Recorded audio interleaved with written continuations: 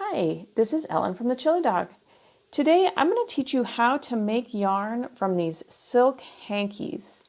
And this is a really fun project because you don't need to know how to spin, and knitting and crocheting with the yarn from the silk hankies is absolutely decadent. So first of all, you should know these hankies are not something you would blow your nose with.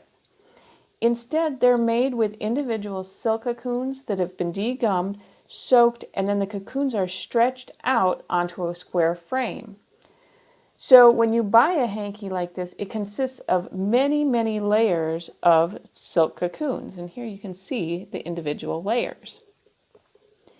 And you can buy your hankies undyed and they'll be a white color, or you can get them like I did and get ones that have been hand dyed in whatever color you choose.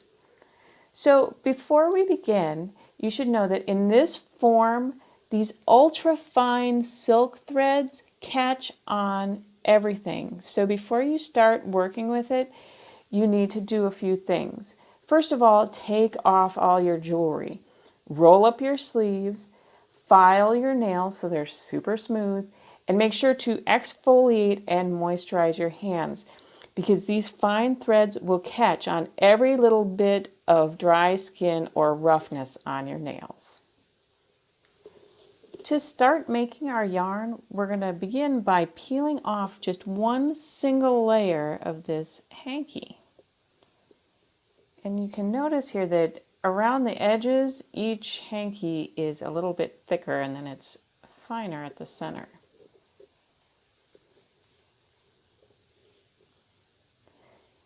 So once you have an individual layer pull off, you can see that it is practically transparent. And again, it has a little bit of a thick edge around the border. So there's a couple of ways that you can prepare your hanky before you start drafting it or pulling it apart. One way is to reach up and poke a hole right through the center of the hanky and then pull it out into a ring. The way I'm using today, I'm actually going to start by holding the corners that are opposite each other and pulling my fiber out into a long strand.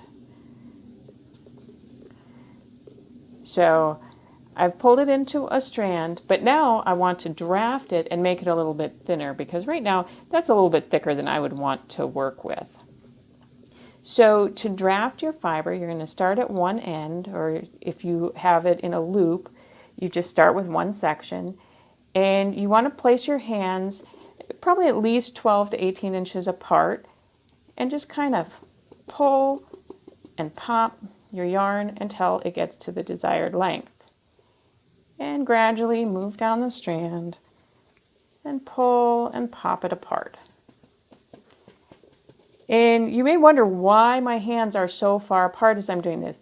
If you hold your hanky and you hold it with your fingers close to each other and you try to pull, silk is super strong. You can pull and pop all you want and it's not getting any longer.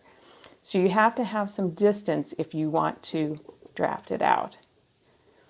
So you just continue working down the entire length of the silk, or if you have it in a ring, you go around the ring until you get it drafted out to your desired thickness. And how thick or thin you do it is totally up to you and what you're making and the effect you want.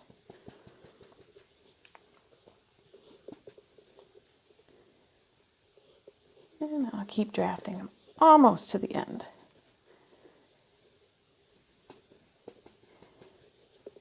And as you can see, drafting it out, you end up getting quite a bit of yarn from just one single hanky.